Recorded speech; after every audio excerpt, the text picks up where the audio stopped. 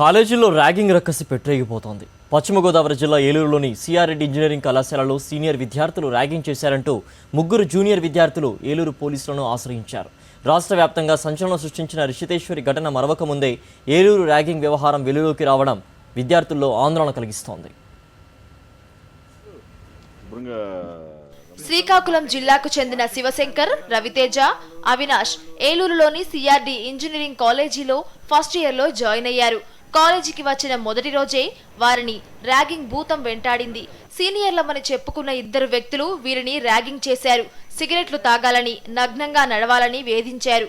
వారి నుంచి 15,000 రూపాయల నగదుతో పాటు ఏటీఎం కార్డులు తీసుకుని వెళ్లిపోయారు.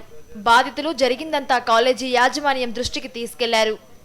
మేము కాలేజీకి వస్తుండగా పాలిటెక్నిక్ గేట్ దగ్గర ఒక ఎవరో తెలియని వాడు సీనియర్ అని చెప్పి నేను సిఆర్రెడ్డి కాలేజీలో 4th ఇయర్ సిఎస్సి చదువుతున్నానని చెప్పి మమ్మల్ని మా రూమ్కి పట్టుకెళ్ళి 1 అవర్ ర్యాక్ చేశాడు.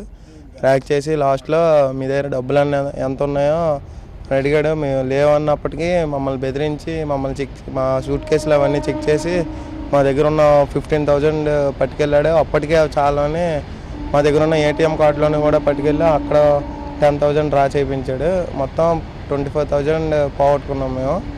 కాలేజీ యాజమాన్యం మాత్రం ఈ ర్యాగింగ్ కు పాల్పడింది తమ విద్యార్థులు కాదని తేల్చి చెబుతున్నారు.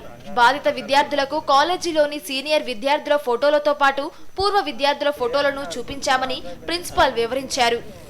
మా స్టూడెంట్స్కి మా సీనియర్స్ ఫోటోలన్నీ కూడా చూపించి ఒకవేళ మా సీనియర్స్ ఏమైనా చేశారేమన్న అనుమానంతో సీనియర్స్ ఫోటోలను చూసి ఐడెంటిఫై చేయడం జరుగుతుంది.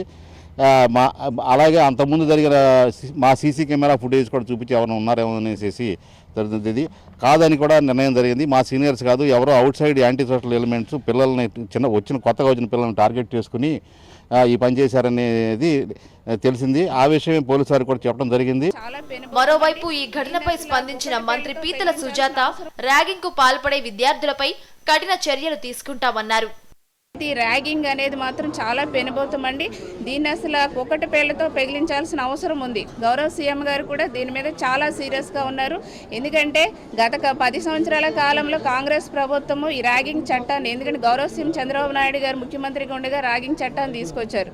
అది కాంగ్రెస్ ప్రభుత్వం వచ్చిన తర్వాత దాన్ని నిర్వీర్యం చేసేశారు. మళ్ళీ దాన్ని మేము ర్యాగింగ్ చట్టాన్ని కూడా అమలుపరిచి కఠినంగా మేము చర్యలు తీసుకోవడం జరుగుతుంది. విద్యార్థుల నుంచి ఫిర్యాదు అందుకున్న పోలీసులు ఘటనపై ముమ్మర దర్యాప్తు చేస్తున్నారు. సాక్షి న్యూస్, పశ్చిమ గోదావరి జిల్లా.